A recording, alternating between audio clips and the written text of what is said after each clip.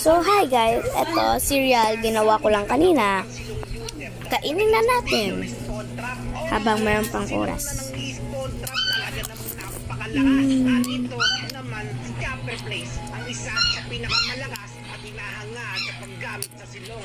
Abay matik hindi mawawala si Inuyasha, ang iniidolo ng lahat dahil sa user. Nandito nga din si Kiel, ang silong na kinakatakutan sa rank. Nag-ibay natin yung laro. Kasi nahirapan ko sa ginawa natin. Ano ko kay baka mayroon filter dito pero wala.